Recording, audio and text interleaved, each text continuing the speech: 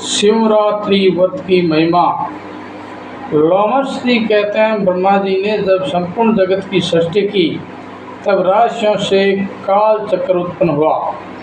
उस काल चक्र में सब कार्यों की सिद्धि के लिए 12 राशियां और 27 नक्षत्र मुख्य। इन 12 राशियों और 27 नक्षत्रों के साथ क्रीड़ा करता हुआ काल चक्र सहित काल जगत को उत्पन्न करता है। ब्रह्मा से लेकर कीट पर्यंत सब को काल ही उत्पन्न करता है। वही पालन करता है और वही सार करता है। एकमात्र काल से ही यह सारा जगत बंधा हुआ है। अकेला काल ही इस लोक में बलवान है, दूसरा नहीं। अतः यह सब प्रपंच कालात्मक है। सबसे पहले काल हुआ, काल से ही स्वर्गलोक के अधिनायक उत्पन्न हुए। तदंतर लोकों की उत्पत्ति हुई, उसके बाद त्रुटि हुई, त्रुटि से लव हुआ, लव से क्षण हुआ, क्षण से निमिष हुआ, जो प्राणियों में निरंतर देखा जाता है। 60 निमिष का एक पल कहा जाता है। 60 पल की एक घड़ी होती है। 60 घड़ी का एक दिन रात होता है। 15 दिन रात का एक पक्ष माना जाता है। 2 पक्ष का एक मास और 12 महीनों का एक वर्ष होता है।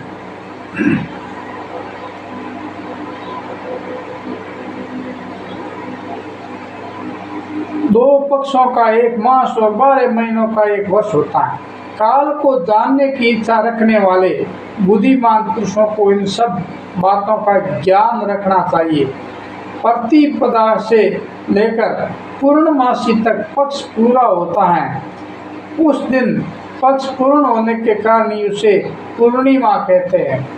जिस तिथि को पूर्ण चंद्रमा का उदय होता है वह पूर्णिमासी देवताओं को प्रिय है, तथा जिस तिथि को चंद्रमा लुप्त हो जाता है उसे विद्वानों ने अमावस्या कहा है। अग्नि स्वात आदि पितरों को वह अधिक प्रिय है। ये 30 दिन पुण्य काल से सिद्ध होते हैं। इसमें जो विशेषता है उसे आप लोग सुने। योगों में व्यतिपात, नक्षत्रों में श्रवण, तिथियों में अमावस्या और पूर्णिमा तथा संक्रांति काल ये सब दान कर्म में पवित्र माने गए हैं। भगवान शंकर को अष्टमी प्रिय है, गणेश जी को चतुर्थी, नागराज को पंचमी, कुमार कार्तिक को षष्ठी, सूर्य देव को सप्तमी, दुर्गा जी को नवमी, ब्रह्मा जी को दसवीं, रुद्रदेव को एकादशी, भगवान विष्णु को द्वादशी, कामदेव को त्रयोदशी तथा भगवान शंकर को चतुर्दशी विशेष प्रिय हैं। कृष्ण पक्ष में जो चतुर्दशी अर्धरात्रि व्यापिनी हो उसमें सबको उपवास करना चाहिए। भगवान शिव का सायुज्य प्रदान करने वाली हैं। निशित शिवतः या तु कृष्ण पक्षे चतुर्दशी उपास्यो सा तिथि सर्वे शिवा सायुज्यकारी कहा। वही शिवरात्रि के नाम से विख्यात है। वह सब पापों का नाश करने वाली है। इस विषय में एक प्राचीन इतिहास का उदाहरण दिया करते हैं।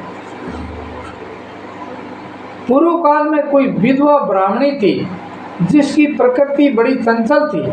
वह काम भोग में आसक्त रहती थी। अतः किसी कामी चंडाल के साथ उसका संबंध हो गया। उसके गर्भ से दुरात्मा चंडाल के पुत्र हुआ जिसका नाम दुष्यस था। दुष्यस बड़ा ही दुष्ट आत्मा था। वह सब धर्मों के विपरीत आचरण करता था। महान पाप प्रयोग के द्वारा वह सदा नए नए पाप प्रारंभ करता था। वह जुआरी, शराबी, चोर, गुरु स्त्रीगामी, बधिक, दुष्ट आत्मा तथा चंडालोचित कर्म करने वाला था। एक दिन वह अधर्मी मन में कोई बुरी वृत्ति लेकर ही किसी शिवालय में गया। उस दिन शिवरात्रि थी। वह रात में भगवान शिव के पास उपवास पूर्वक गया और वहाँ पास ही देवा होती हुई शिव शास्त्र की कथा सुनता रहा। वहां उसे लिंग स्वरूप भगवान शिव का दर्शन हुआ।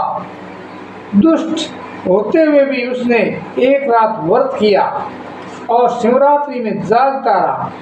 उसी शुभ कर्म के परिणाम से उसने पुण्य योनि प्राप्त करके बहुत वर्षों तक पुण्य आत्माओं के लोक में सुख भोग किया।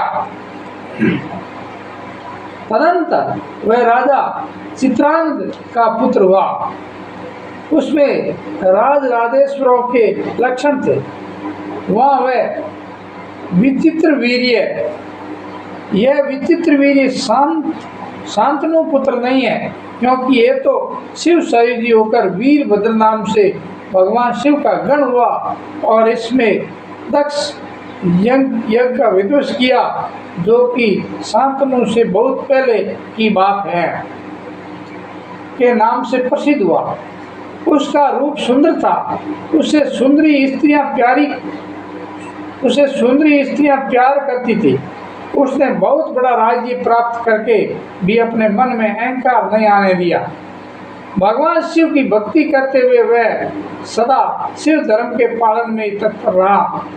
शिव संबंधी शास्त्रों को मान्यता देकर वह उन्हीं के अनुसार शिव की पूजा किया करता था।